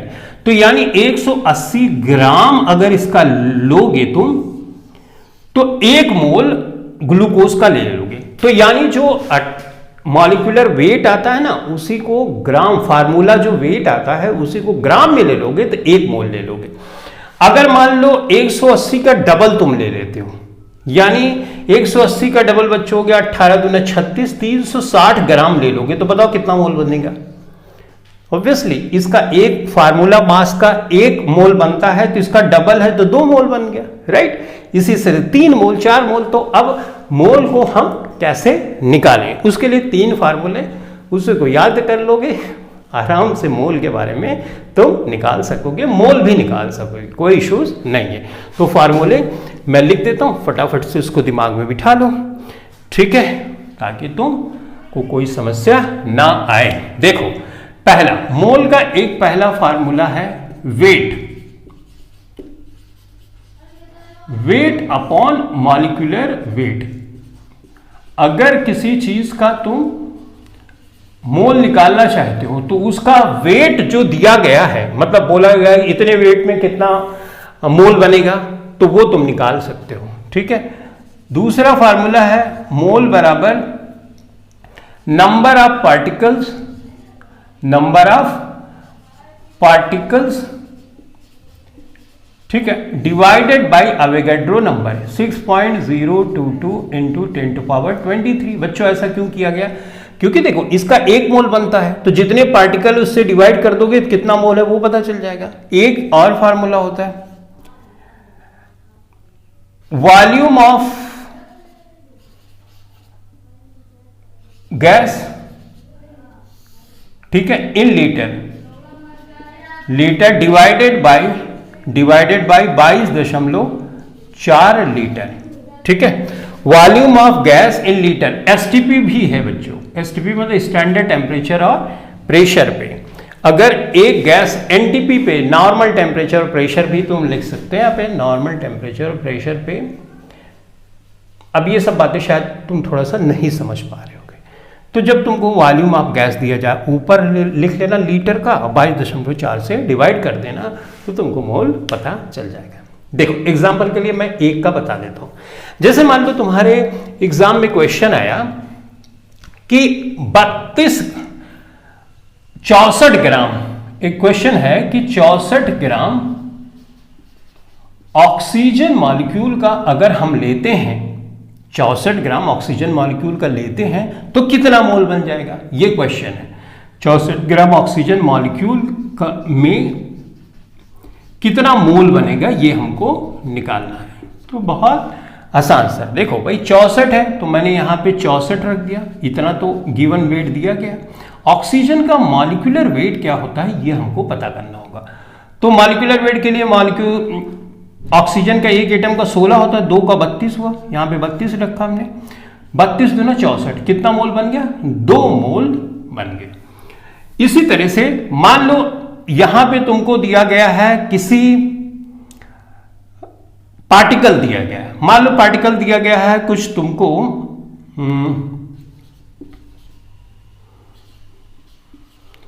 ठीक है, इतने पार्टिकल दिए गए हैं ऑक्सीजन ए मॉलिक्यूल के, ठीक है।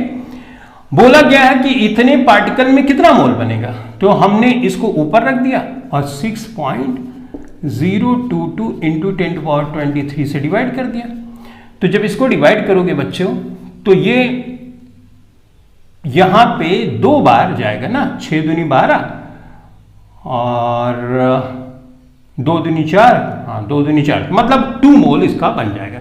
इसी तरह से वॉल्यूम वाला भी तुम निकाल सकते हो। इन शॉर्ट अगर तुमको ये फार्मूले पता हो तो तुम फटाफट से वैल्यूज रख के आंसर निकाल सकते हो। देखो बच्चों ये लिख लिया, ये फार्मूले लिखना जरूरी है, जब क्वेश्चन सॉल्व करोगे तो ये सब इजी हो जाए। मोल कॉन्सेप्ट बड़ा इंपॉर्टेंट कॉन्सेप्ट है, इससे कॉन्सेंट्रेशन या किसी सोल्यूशन का कॉन्सेंट्रेशन या बहुत सी चीजें केमिस्ट्री में डिसाइड की जाती है, तो जानना बहुत जरूरी है। एक बार दोबारा से बताता हूं, मोल एक नंबर है जिसकी वैल्यू अवोगाड्रो नाम के एक साइंटिस्ट ने उन्होंने दी। इसको हम दिखाते हैं अवोगाड्रो नंबर को Na से या N0 से, NO से दिखाते हैं। साइंटिस्ट ने बताया कि एक मोल में 6.022 इंटू 10⁻23 पार्टिकल्स होंगे। अब किसी एटम का, किसी मॉलिक्यूल का, जैसे N2 गैस के एक मोल में कितने पार्टिकल होते हैं, 6.022 इंटू 10⁻23। अगर मुझे N2 गैस कितने मैं ग्राम ले लूं, कितने पार्टिकल मिल जाए, तो N2 का मॉलिक्यूलर वेट निकाल लो। एक एटम का 14 होता है तो 2 एटम का होगा 28। AMU आया, ग्राम में बदल दो, तो 28 ग्राम अगर तुम N2 गैस लोगे तो तुमको 6.02 × 10⁻23 पार्टिकल्स मिल जाएंगे। इसी तरह से किसी भी एटम के साथ हो सकता है। जैसे ग्लूकोज का मैंने बताया था, ग्लूकोज का मॉलिक्यूलर वेट या उसका फार्मूला वेट होता है 180 AMU। अगर 180 ग्राम में ले लूं तो मैं 1 मोल ग्लूकोज का ले लूंगा। अब इस चीज को कैसे फार्मूले की हेल्प से निकालना है ये मैंने तुमको समझा दिया है, ठीक है। कोई समस्या आएगी तो जरूर बताना। तो अब तक हमने एटम और मॉलिक्यूल्स के इस चैप्टर में सब कुछ पढ़ लिया।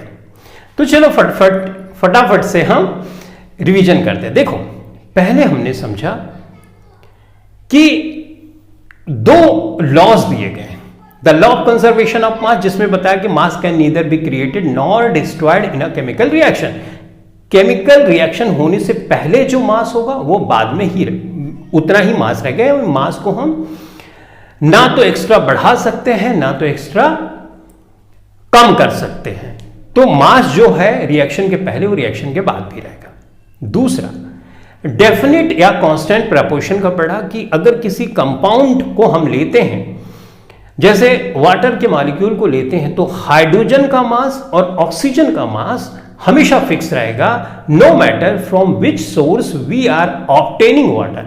चाहे गटर का वाटर हो चाहे मिनरल वाटर हो, अगर वाटर है उसको लेके आएंगे तो हाइड्रोजन और ऑक्सीजन का जो मास होगा, जो रेशियो होगा वो फिक्स होगा।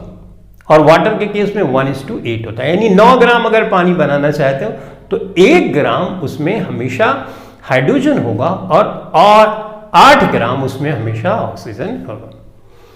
इस बात को जॉन डाल्टन देखते रहे। फिर जॉन डाल्टन ने बोला, अच्छा ऐसा है कि कोई चीज फिक्स हो रही है, तो उन्होंने बोला एटम फिक्स है, एटम डिवाइड नहीं किया जा सकता। और वहां से उन्होंने डाल्टन्स एटॉमिक थ्योरी दी और अपने पोर्शन। अब वहां पे उन्होंने मास वर्ड इस्तेमाल किया था, एटम वर्ड इस्तेमाल किया था।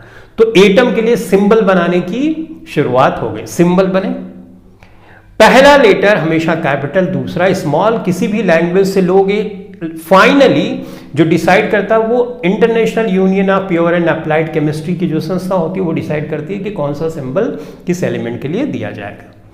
ये सॉर्ट आउट हो गया।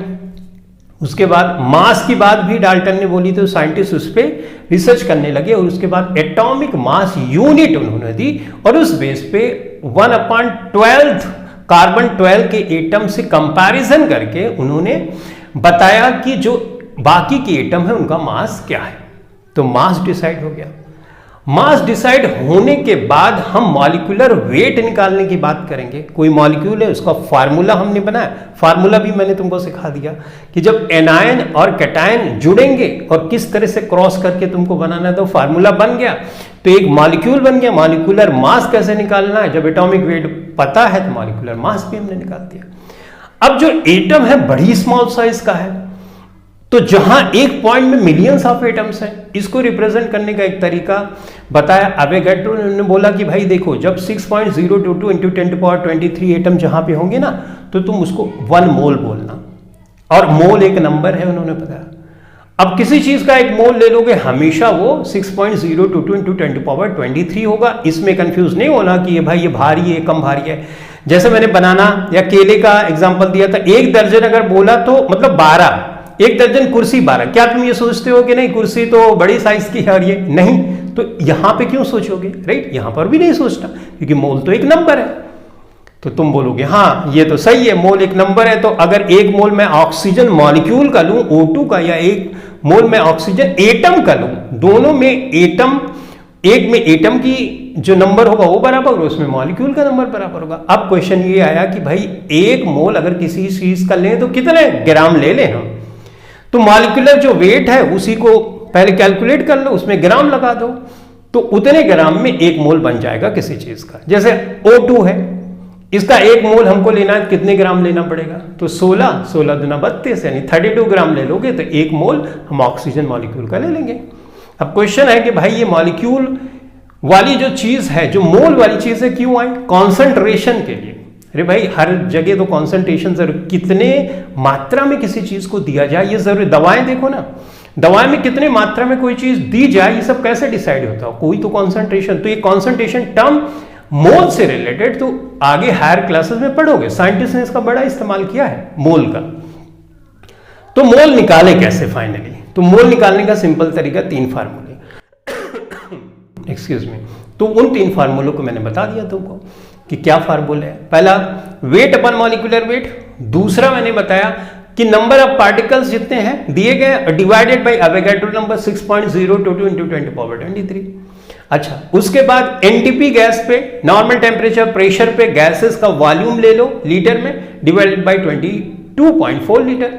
उससे डिवाइड करोगे तब भी तुमको वैल्यू निकल जाएगी मोल की, और मोल का नंबर तुमको मोल का नंबर पता हो जाएगा, साथ ही साथ मोल के बारे में भी पता होना जरूरी है। ठीक है, तो ये था इस चैप्टर के बारे में। चैप्टर में कुछ चीजें तो बड़ी इंपॉर्टेंट है, जैसे मॉलिक्यूलर मास निकालना, सिंबल याद करना, इन सब चीजों के साथ ही तो आगे हम केमिस्ट्री में बढ़ते हैं।